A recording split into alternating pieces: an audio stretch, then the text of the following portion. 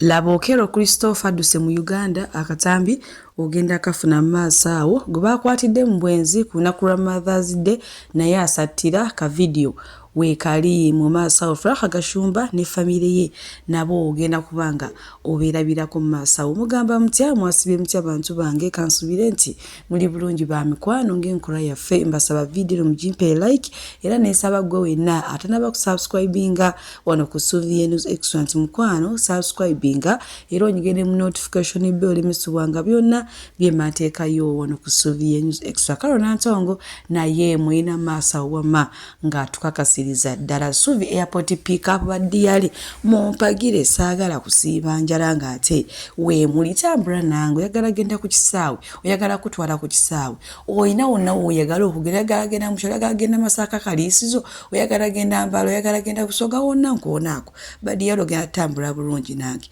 munange sigenda kuliseera nga nkutandise n'omukulu Frank Gashumba ono nno yalabikiddwako mu katambi ng'ali mukola omulimu gwe nga taata omulungi ewaka era waabadde ng'ali mu kuzanyisa omwana waffe oyo gw'olaba era bayogedde ebigambo bino wammanga mu kavidiyo katukalaba ate tusobole okweyongerayo no Okello akatambi akalaga nti alinga addusiddwa mu Uganda. Katumulabe tweyongereyo.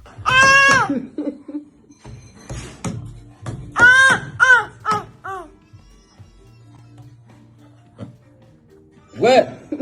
Pacha.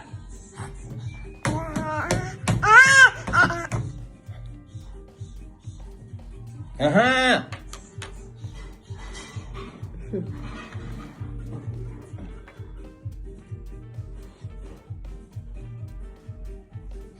Kazi menye gasi.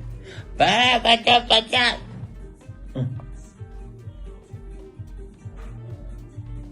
Mami yambara ko ng'omwivu bwabeera.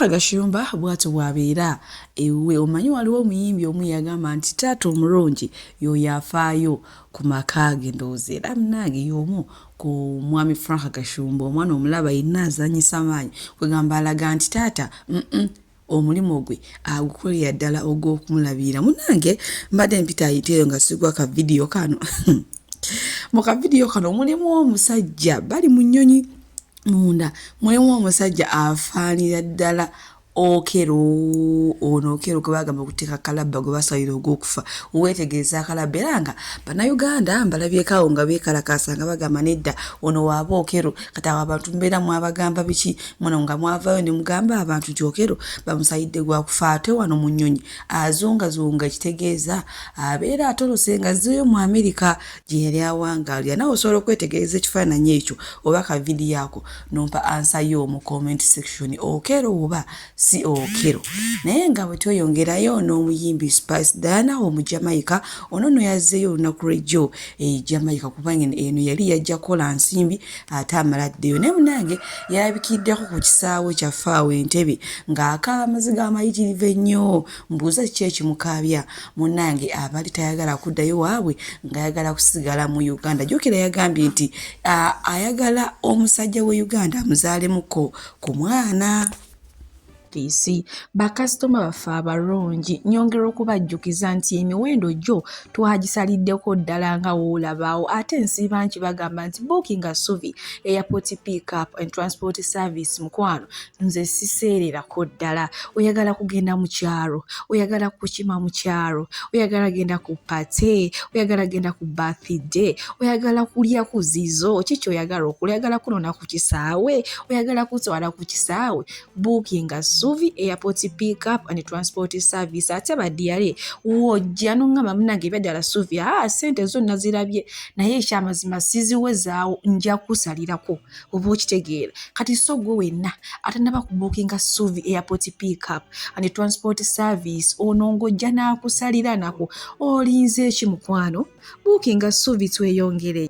Bwe nkuzaako eno ew'omuyimbi Carol Nantongo ono nno nga omwaka ogwa 2025 bamuproposinga tekyali olwo omwami munnange mutabani wa Misa Kisemakula n'agenda mu bakadde n'okukakasa bakadde ba Carol nti munnange omwana Carol yamuyinaamu naye tubadde tuli awo nga sigwa ku Carol ku mukolo ogumu munnange Carol nga kala ali lubuto nga olabaawo ate nno lukulidde ddala ekitegeeza omwami ono yagenda omuproposingira n'asalawo agende n'embakadde be era amaze kale okufuna olubuto kale munnange byebeera era abantu kasita babeera babiri kiriwo ekiba kirina okuddirira kuzaala munnange siikuyise mukazi munnange mbadde mpita ayiteeyo nga sigwa ku Zaituni ono nno abadde mukyala mufumbo naye nga mu bufumbo bw'omusajja mwaleetera omusajja omulala naye ono omukyala ono abadde gumite bulala kubanga omwami w'omaka amugambye kunze neego waleese mu maka gange obusinga kwagala ani munnange Zaituni azeebu n'agamba nze nsinga kwagala ono eyazze mu maka go bannange nno ku lunaku lw'abakyala kwennyini ensasa geeno weyaliwo ngenda kubanga mbatuusaako akatambi mu maaso naye nga bannange abakyala mulekere okuleeta abasajja abalala mu maka g'abasajja omusajja ono basobola omutemaatema omusajja omwagala tomwagala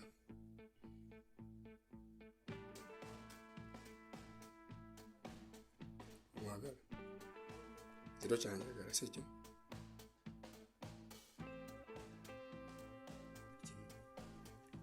ekyokubiri oli omwana ali buliri wange si wange lwaki wange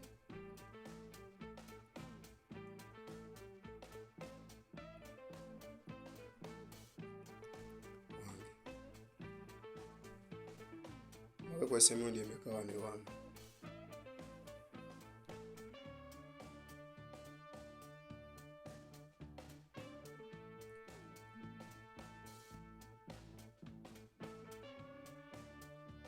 olina obutonga toyina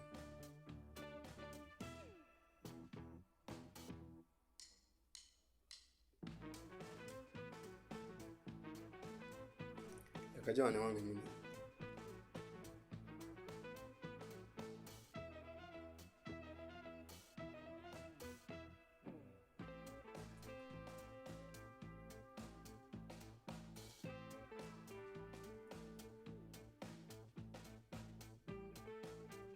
wakasa Zaituni wakasa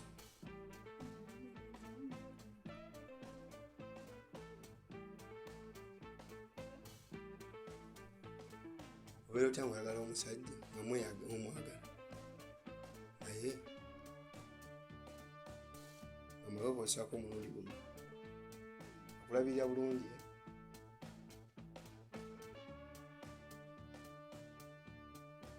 sikyasobola wangi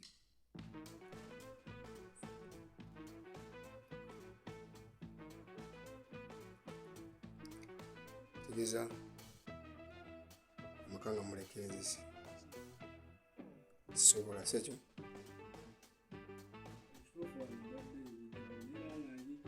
siri kugwe baawa tano wange mwana beeramu siri kugwe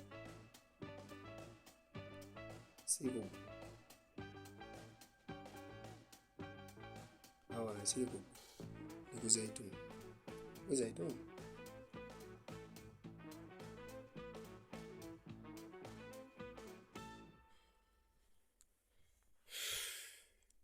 Zaituni mwana wange si wange tegeeza omwana gwadde okuddako zaala wano sekyo kubanga bakozesa nga oli lubuto nene bifo n'omusuubizi olumala ozaala azaamu owe si bwe kiri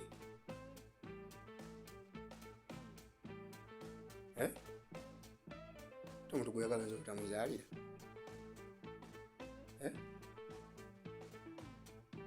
omuntu gweyagala nza obutamuzaalira Abalungi abatuwuliriza era abatulaba olunaku olwaleero tukyaddeko ewa Sheikh Ashraf Dembe. Sebo sanyusa okubalaba. Amannya agange Seeka Ashraf Dembe akola ku bizibu by'enjawulo. Omuntu singa aba alina ebirwadde tumusomereddwa, tumuwa amazzi ga lukuya nga bw'obadde ogalaba, tugenda abantu ku kyoto ne twokya emizimu emibi egibabaamu n'okulomba edduwa. Abantu singa abeera ng'ali wano atuuse sobola okumulombera edduwa, ne waba atatuuse nga mpadde amannya ge naye ng'ali wala. Neetaase enamba yange yeeno eri 0701763711. Nammwe bannyinaffe abali ebweru oyagala okuba nti oyagala okulombera ku dduwa ng'olina ebizibu viza zibuze, amaka gakolongotana, sente zikola zimpita mu ngalo, ojja kumpeereza ekifaananyi kyo n'amannya go, ebyo byokka bijja kummala. Nja kukulombera edduwa, ojja kutereera. Olunaku olusembayo mu mwezi mba n'edduwa eyawamu ffenna n'abalwadde bange abakadde n'abapya. Salaamu alaikum warahmatullahi wabarakatuh.